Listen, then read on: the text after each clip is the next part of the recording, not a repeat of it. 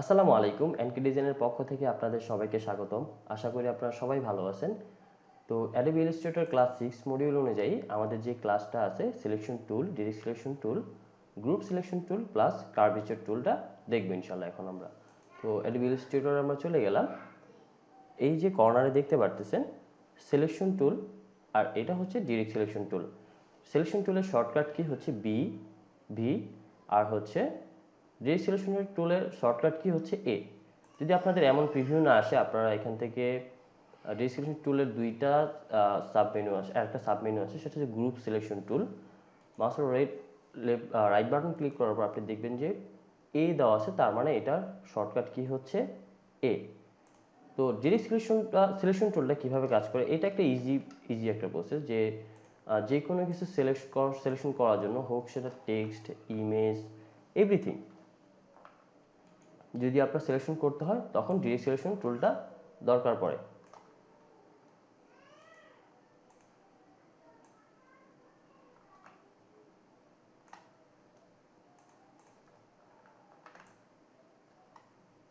এখানে selection tool দিয়ে আমি এটাকে সিলেক্ট করলাম। দেখেন এটা এইভাবে আমার যেভাবে দরকার হয় আমি সেভাবে মুভ করাতে পারতেছি। এটা কালারটা আমি চেঞ্জ করে দিই।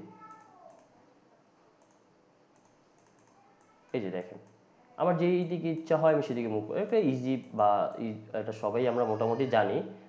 তারপরেও বলা, যেহেতু একটা ট্রেনিং সিস্টেম যাচ্ছে বা একটা মডিউল সিস্টেম যাচ্ছে, এটা বলা যেই কোনো কিছু টেক্সট হোক, ইমেজ হোক, এটা হচ্ছে বেসিক একটা টুল। সিলেকশন টুল দিয়ে এটা সিলেক্ট করা।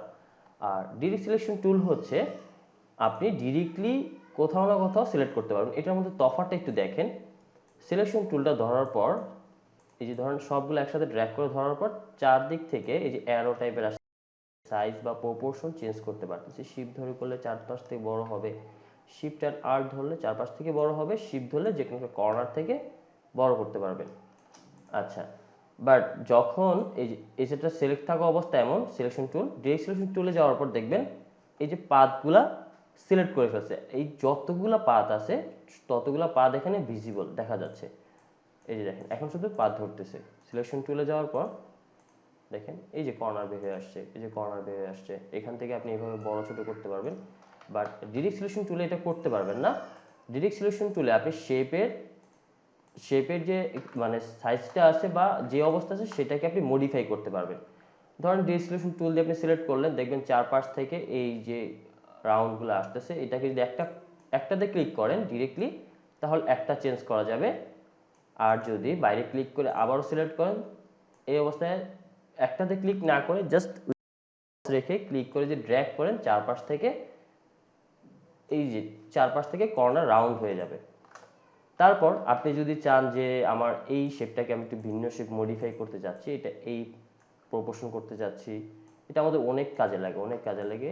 এটা খুবই দরকারি একটা টুল। এই যে দেখেন আপনি ডিরেক্টলি আপনার এটার সিলেকশন নামটা দেখলেই বোঝা যাচ্ছে যে ডিরেক্ট সিলেকশন টুল ডিরেক্টলি কোনো একটা পাথকে সিলেক্ট করে তার প্রপোর্শন চেঞ্জ করে দিবে, দিয়ে আপনি মডিফাই করতে পারতেছেন।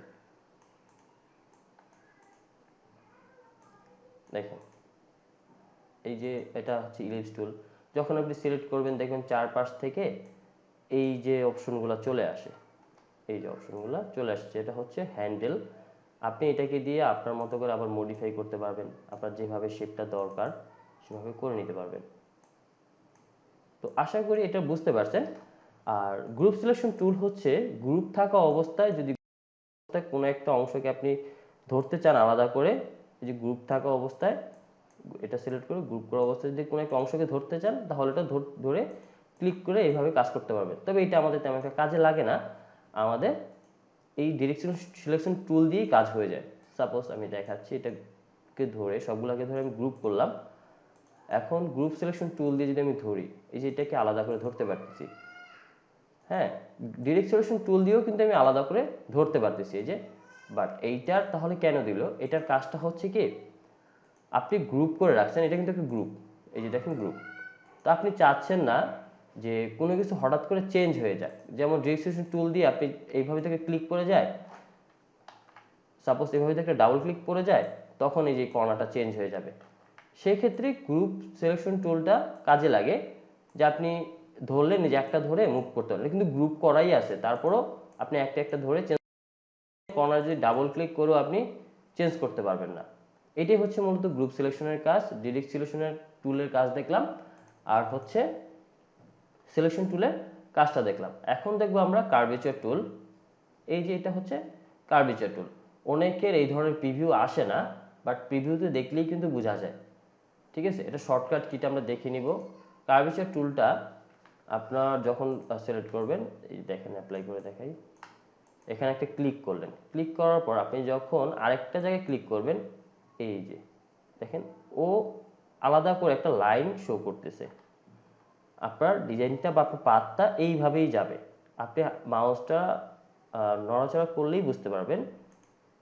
এই যে দেখেন,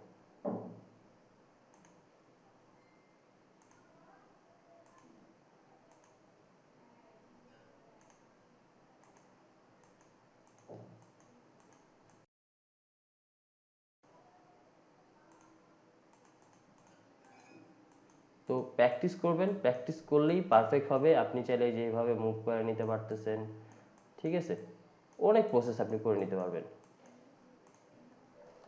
তো ইন্টারেস্টিং টুল। তবে ডিরেক্ট সিলেকশন টুলটা, এই যে টুলগুলো দেখালাম, সবচেয়ে বেশি আমাদের দরকার পড়ে ডিরেক্ট সিলেকশন টুল।